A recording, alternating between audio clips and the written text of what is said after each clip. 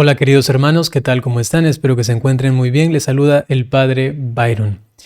Ya he hecho 2 videos anteriores al respecto de la situación del Padre Adam Cotas. Ojo a esto, me estoy refiriendo a una situación, no me estoy refiriendo a la persona. De él pues se podría decir muchas cosas buenas, también he escuchado algunas cosas negativas de él. Yo no he ido a escuchar en internet o he visto videos en los cuales él haga alguna cosa mala, digamos, no he visto, pero he escuchado de personas que me dicen, no, yo vi esto en TikTok o aquí acá, pero en eso yo no me quiero meter. En eso no entro yo, sino más bien en la situación actual, canónica que él se encuentra. Al respecto de la Iglesia Católica, obviamente él tendrá sus propias normas y sus propios cánones seguramente en su iglesia actual a la que pertenece, ¿no? Dicho así.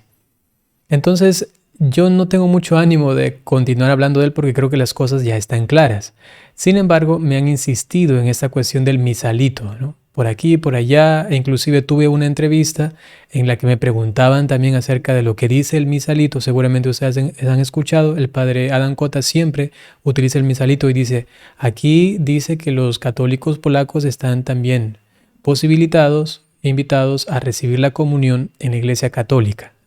Entonces él dice, si nosotros podemos ir, entonces también ustedes pueden venir, dice, ¿no? Como si fuese algo normal, ¿no? Entonces, ya que me preguntaron eso, voy a poner un extracto de esta entrevista que me hicieron para que ustedes vean la respuesta que doy y allí se aclara la cuestión del misalito, ¿sí? Bueno, si es que a alguien ya le tiene como harto este tema, pues está bien, ¿no? O sea, ya si quiere no vea, ya tiene las cosas claras, pues muy bien. Pero si te interesa para saber ya lo último, quizá yo es lo que quiero y pretendo, que sea ya el último video al respecto de esto, que las cosas ya están clarísimas. Si tienen alguna duda, pues vayan a los otros videos en los que hablo al respecto.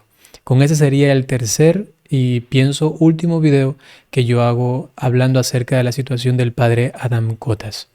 Presten mucha atención.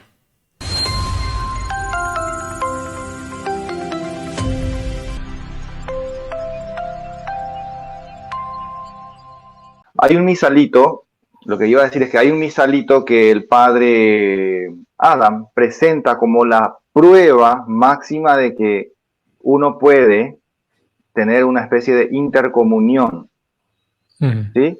Entonces yo, católico, puedo ir a su parroquia y ellos, los nacional polacos, pueden venir. Él presenta ese misalito como una supuesta prueba. Pero es así realmente, padre, que uno puede ir cuando le da la gana allá y ellos pueden venir, o cómo es. Ya, eso también es muy claro, pero claro, a la par aquí si es que se lo presenta un poco así entre aquí dice, miren, aquí como sacando un pedacito de allí y presentarlo a los demás sin ningún documento oficial realmente, algo que determine el caso en el que se encuentra el padre, sino aquí dice esto, ¿no? Entonces, eso causa confusión. Pero si es que uno va a la raíz de todo esto, lo soluciona. Es algo sencillo. La Iglesia Católica polaca, es decir, la que no está en comunión con la Iglesia Católica de siempre, ¿no? La Iglesia Católica romana, esa Iglesia Católica polaca se encuentra en un proceso de diálogo. Hay un organismo dentro de la Iglesia Católica en Estados Unidos que se encarga del diálogo ecuménico. Y para esto se llevan una especie de conversaciones, acuerdos continuos para llegar a la unidad otra vez. Hasta la fecha no hay comunión plena con los católicos polacos. Esto lo dice claramente el mismo obispo de Santa Rosa y también esta congregación, más que congregación, este organismo ecuménico. No hay comunión plena con ellos. Sin embargo, en estos diálogos se han permitido ciertas cosas y de entre ellas se ha permitido dentro de Estados Unidos, por lo menos en estas diócesis que están en este contexto, por ejemplo la de Santa Rosa de Lima, se permite que un católico polaco comulgue en la Iglesia Católica porque se sabe que el católico polaco sí cree también en la presencia real de Jesús en la Eucaristía, ¿no? Entonces, ahí se ha llegado como a ese acuerdo. ¿Qué es el mejor del mundo? Pues eso yo no podría determinarlo porque no estoy allí.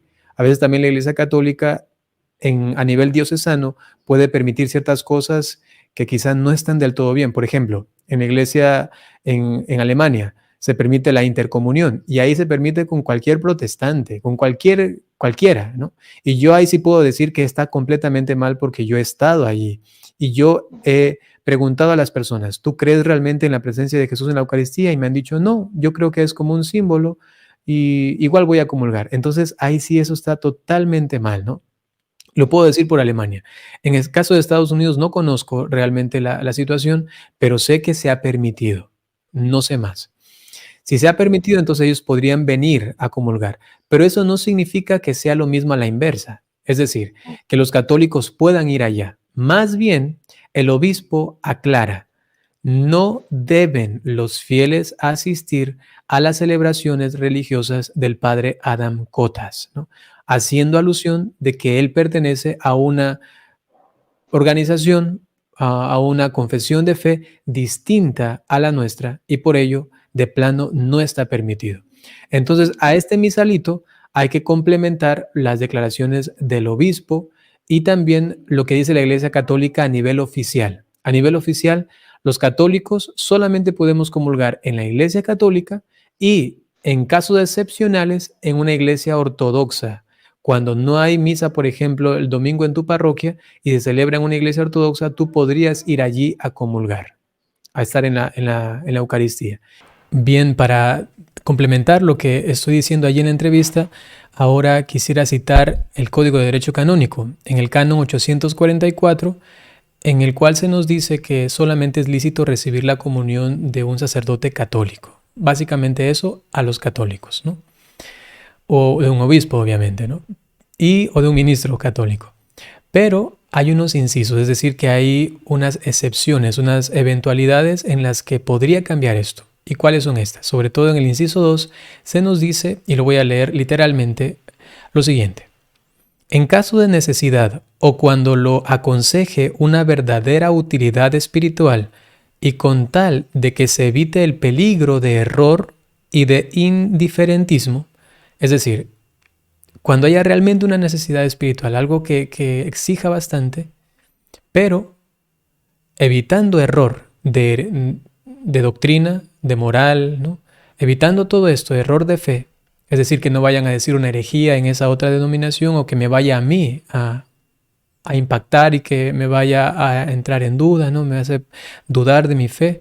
O indiferentismo, es decir, que luego digo, me da lo mismo, ¿no? Bueno, si voy aquí, voy allá, igual. Está Jesús, como el padre Adán Cota de sacerdote, entonces él sí efectúa el sacramento, es válido, ¿no? Pero no es lícito, según la Iglesia Católica.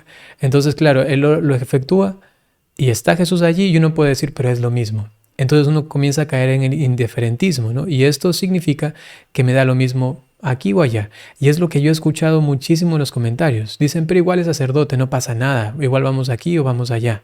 Entonces hay que tener mucho cuidado, ¿no? Entonces, sin embargo, si se evitase esto, se evita el error y se evita el indiferentismo, dice, está permitido a los fieles a quienes resulte física o moralmente.